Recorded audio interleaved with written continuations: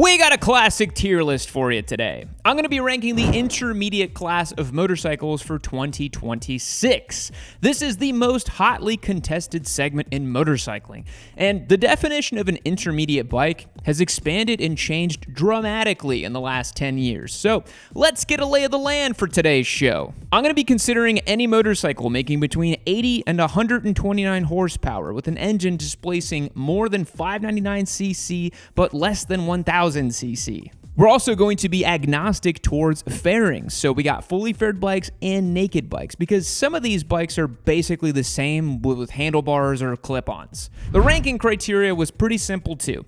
I'm looking for bang for buck, fun factor, design, and if the bike has that special sauce. Basically, think of this as someone's second bike after they graduate from their beginner bike. Lucky for you, I have ridden every bike on the tier list today, so I've got first-hand knowledge of these bad boys. Let's start off with one of the most popular bikes on sale, the Honda CBR 650R. Honda's CBR 650R lands in the D tier today. Harsh, I know, but hear me out. This bike is extremely last generation. What do I mean by that? I mean that the fundamental bones of this bike have been the same since about the mid-2010s, and not in a good way. The inline 4 is unique in this segment now that it's dominated by twins and triples, but it's kind of a lazy engine, making just 95 horsepower and only revving to about 12,000 RPM. I don't know about you, but if I'm going to get an inline 4, I want it to really scream. It's also heavy, tipping the scales at well over 450 pounds with a pretty long wheelbase and some lazy geometry. The CBR 650R does come with Honda's e-clutch system, so it's pretty easy to ride, it makes a cool sound, and it might be the right choice for someone considering a good-looking street bike to commute with, but I think it really lacks the fun factor in this segment. But in a fun twist, I'm going to rank the CB 650R as a C tier. It has better leverage from the handlebars, negating some of those negative vibes from the fully faired model, and come on, it just looks really damn good. Moving on. Let's get Italian for a moment and place the Aprilia RS 660 in the A tier. This is the parallel twin sport bike done right. It comes in some fun colors, even though it's a little bit limited in its options. It makes 105 horsepower from 659 cc's, which is pretty incredible considering it's a twin.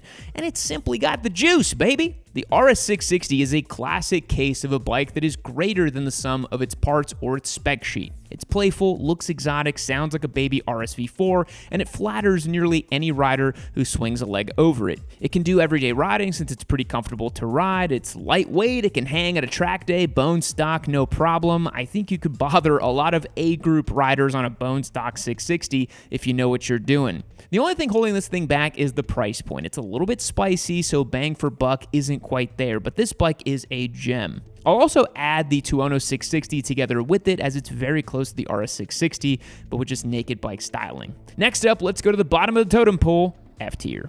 Now, look, I know a lot of you are going to get upset at me about this, but hear me out. The CBR 600RR is an F-tier bike in 2026. In North America, Honda is selling a thoroughly last-generation 600 class bike that barely makes 117 horsepower out of its 599cc inline 4. And I hate to be that guy, but it's not the early 2000s anymore. Several of this bike's competitors who claim to be more of a street bike are more capable on track than this thing, even the ones without a fairing. It's uncomfortable, gutless, and makes virtually no sense for a brand new purchase in 2026. Even as a dedicated track bike, there are superior options. The inline 4 does scream, and it has an undertail exhaust, which is pretty cool, but in truth, that's about all it has going for it. It's a hard pass. Let's move on to greener pastures. The Yamaha XSR900 is a B-tier bike. Look, it just is what it is, okay? I don't make the rules. I just put the bikes up where I think they're going to land. Yamaha updated this bike, finally, to match the latest gen MT-09 platform. So you got the new display, the chunkier switch clusters, some new tech, and some polarizing styling. I don't think this bike looks particularly good. It misses the mark for a neo-retro, and the seat is just kind of weird looking. The XSR900 continues to have the most ardent defenders online, claiming that it is God's gift to motorcycling, but I really think those people are just part of the single round headlight cult. The XSR is lazier than the MT, it's not as purposeful, and I suppose if you're just tooling around town, you could do worse. But for my tastes and sensibilities, and it's my damn video, it's a B tier. Next up, let's drop another A-tier bike, and that's going to be the Street Triple 765 RS. I love this bike. It's got super sport chops, race pedigree as the Moto2 engine supplier, and the iconic styling with the bug eyes. Come on, drop a comment for bug eyes. That 765cc triple screams. It's got razor sharp handling, and it might be the best bike on the ranking if you truly need a 50% road and 50% track duty motorcycle. It doesn't cost a ton of money, and I think they'll be revered as future classics. So where does this thing give up the ghost? It has an extremely clunky user interface, poor joystick control, and Triumphs are known for just being a little more finicky on the electronic side than most other bikes. But ride this bike and tell me it doesn't put a gigantic smile on your face when you get it wide open and you hear that intake howl. Oh, just magic. The Yamaha R9 finds itself in the C tier today. Look, this bike is very functional, and it was the correct choice for Yamaha to build it, but I gotta be honest, Yamaha's R-bike offerings have been a little disappointing lately. If you watched my R7 review, you'll know that I found that bike to be a little confused, a little bit numb, and the R9 struggles from many of the same issues. It's a new generation supersport that somehow feels very last generation. It requires significant tweaking from the factory to get it to feel just right, but it's a solid platform that's proving to be very popular with the squid crowd online. However, I know many of you are angrily disagreeing with me in the comments, so while you're down there, we do have a giveaway R7 on my website, yammynoob.co. I'm going to hand the title and keys to this bike plus $2,000 cash. All you need to do is join as a member or pick up any piece of merch to get entered to win. Check out my website and all the official rules on how to get entered to win this bike by clicking the link down below. All right, back to F tier. The KTM Duke 790 is a giant miss. KTM has revitalized this bike, giving it a huge comeback and saying that, guys, we swear this time it really does work and it's not going to chew up the camshafts. Please ride this bike, please. But until we get solid evidence that KTM knows what the hell they're doing, I cannot in good conscience recommend this motorcycle. Worst of all, KTM's adventures in MotoGP are not exactly confidence-inspiring, having suffered several technical DNFs due to mechanical issues. Say a prayer for Pedro Acosta, the most talented rider on the worst bike. At least Fabio Quartararo is sleeping better at night knowing that that title was taken away from him. Okay, S tier, let's talk about it. The Hornet 750 from Honda is goated. It is the only bike I've ever rated a perfect 10 on this channel. This bike is less than $8,000. It has an awesome engine that makes way more power than it has any right to in this category. It revs out beautifully. The chassis can handle all the fast road riding you can throw at it, and you can take it at a track day, no problem too. This bike is such a knockout hit, and nearly any rider upgrading to a second motorcycle would be quite happy with it. You can remove the DB killer for a free exhaust mod, flash the ECU for about 90 horsepower, put on some sticky tires, and you are golden. It is such a dynamic bike to ride, and it's so value-packed, now shipping with the E-Clutch as standard. It's got a great suite of electronics, quick shifter up and down, great-looking TFT. It does nothing wrong. It really is that good, and it remains the top of the castle. Sure, it barely squeaks by as an intermediate bike for today's video, but I think we can all agree it's definitely not a beginner bike, and it does meet the criteria I set out.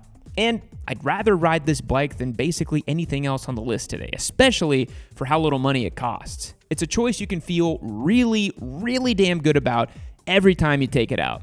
Great motorcycle. Back to the bottom, the GSX-R 600. I mean, yeah, it's still sold brand new from Suzuki, and that's kind of interesting from like a time capsule or museum piece perspective, but everything I said about the CBR 600RR holds true for this bike too. Too expensive, too niche, the market has moved on, and it should not be worth your consideration brand new. Sorry. The Triumph Daytona 660 and Trident 660 find themselves in the B tier today. Impressive. These bikes have received some solid updates from Triumph, making more power, coming with more standard tech, and delivering at a great price point. They lack the kind of special sauce quality I look for in motorcycles, as Triumph's products have turned into a little bit more mass appeal and less specialized over the years. Something about them just doesn't quite come together on the road, despite having a solid spec sheet. But they're punching well above the competition, and it's a bike that's going to leave many people happy. It's a solid effort, B tier. It can be a little bit beginner plus with over 90 horsepower, but we're qualifying it as a firm second intermediate style motorcycle. One of the more confused bikes on the tier list today has to be the Ducati Monster V2, which I'm placing as a C tier. This is not my monster, and I think a lot of people are going to back me up on this. This is simply like a hodgepodge V2 product from Ducati, which they're shoving that motor into everything, and it doesn't do enough different over the Streetfighter variant to warrant a different model, except for the price delta. Ducati is pimping out the V2 engine a little bit too much in my opinion, and to turn the Ducati Monster into this loosely generic naked bike is a crime. C tier is as high as it's going to go. Speaking of which, we will place the Panigale V2 and Streetfighter V2 in the A tier. Ducati created an extremely polarizing package with the new Panigale and Streetfighter model, somehow pissing off dyed-in-the-wool Ducati guys and non-Ducati guys alike. But interestingly, none of those people have actually ridden the bikes, because if they had, they would walk away with the same impression that I did, that these bikes are simply fantastic. They handle beautifully, they work super well on road and track in equal measure, they look great, they're comfortable to ride, and they're just a very compelling package. Yamaha, take notes, please. These really feel like next generation products as opposed to sport bikes desperately clinging on to the past. They're a huge hit for me, and they're firmly A tier in my estimation. Moving on. Okay, the other S tier bike. I feel like this one has been S tier for many years now, but until they screw it up, it's gonna stay right up there. Yamaha MT-09 SP, a genre-defining motorcycle, the bang for buck king, the reliable exotic. It's got something for everyone. You want something bulletproof reliable? MT-09. You want something that can slay nearly any bike on a twisty road because it's got torque and horsepower? MT-09. You want to do dank nooners? MT-09. You want to do a commuter? MT-09. It basically doesn't get much better than this bike. The only criticism I can levy against it is that it's become really polished in the last two generations, which, depending on your perspective, can be a good thing or a bad thing. I have extensive seat time on nearly every generation of MT-09, and they're always a treat to ride, especially the new ones. It's Yamaha's best motorcycle currently on sale, and I have seldom seen someone buy one and regret it. Much like the Hornet, it really is just that good. Moving on to some rather oddball choices if you want to be different, a little sport bike hipster, if you will, the GSX-R750. It's going to land in C tier today, mostly because it's failed upwards into a pretty interesting heritage product, but it's only really if you're into that sort of thing, because the asking price of over $13,000, it's a pretty hard pill to swallow. Suzuki simps will swear up and down that nothing rides like this motorcycle. It is the Goldilocks of all sport bikes, and it's the god-tier Japanese-built sport bike that was hewn from one clean piece of marble and zapped full of energy to redeem us from all the parallel twins in the universe. It's too pricey, it's not as interesting as the other bikes, and it's kind of a dinosaur. It's an interesting bike, but certainly nothing better than C tier. Moving on. In the D tier, we're going to find the Kawasaki ZX-6R. Plagued by bottom-end issues that just keep dragging on into newer model year bikes, it's uncomfortable to ride, and despite having the extra bumps and displacement, it's not nearly as good to ride as the new generation stuff on road. It's like you get all the same nostalgia bait inline 4 Japanese bike vibes from Suzuki, but with terrible reliability problems. Hard pass on this motorcycle until they fix it. Next up is a weird one, but I had to do it like this. The Z900 from Kawasaki is a C-tier bike, having that weird Sagomi styling and a seat that's scooped way too low. It feels very last generation despite having a pretty nice beefcake 948cc inline 4. It's heavy, it's cheap feeling, and you know damn well you should have bought an MT-09. But here's the kicker. The Z900RS SE is an A-tier bike. The last gen vibes work in something that looks and feels so authentically UJM. The Z900RS SE is the bike that the XSR900 wishes it was, but it simply cannot match. Dual analog gauges, beautiful styling, classic shelf seat. I've nearly convinced myself to pick up one of these for my personal stable, and I have a suspicion it's going to make its way as a giveaway bike sometime in the future because I just really like it. Cool bike, cool vibes, it's sweet. And last but not least, I suppose, technically because it wasn't F tier, is the Duke 990. KTM's woes continue, and the 790 represented terrible value and horrible reliability, but the 990 redeems itself with improved performance. You know what they say about KTM? Keep the manual. Or is it that, oh brother, when it works, there's nothing else like it? If you insist on self-flagellating with a KTM product and you're secure enough in your manhood to not get a Super Duke, the 990 represents a decent buy. But the baggage that comes with KTM is significant, and you're going to be feeling that one every time this thing goes to the dealership, which is going to be a lot. Electrical issues, camshafts, leaks, and failures. Owning a KTM is like owning a vintage bike in that it doesn't work half the time, and you better be a part-time mechanic if you want to own one. Hard pass. And just because I don't like it very much, Trident 800, we're going to put it in the C tier. It's not as cool as the Trident 660, sort of a parts bin bike. If you want something like that, I say get the Street Triple. Just my opinion. All right, that's it. My ranking for intermediate bikes as a tier list. What do you think? Did I miss any? Do you agree? Disagree? Remember, I am the only motorcycle opinion that matters on the internet, and your name is Kevin now because I said so. So good night, Kevin. Sleep tight. Let's get you tucked in there nice and ready. Or, in fact, make sure you flush and wrap it up in there, Kevin. Lunch break is almost over. I know what you do. I know you watch Yami Noob at this time. Why do you think I post when I do? I know everything about you. I know what happened in the Florida Keys. She got lucky. You almost had her. But time has a way of slipping away from us, doesn't it, Kevin? Flowing out of our hands like sand, one constant stream, never to be put back together the way it was before. It was like yesterday, wasn't it, Kevin? Wasn't it? It was just like yesterday. You remember it so clearly, such an effortless way of being, but you can't go back there. You cannot go back there, Kevin. So just wrap it up, get back to work. Goodbye.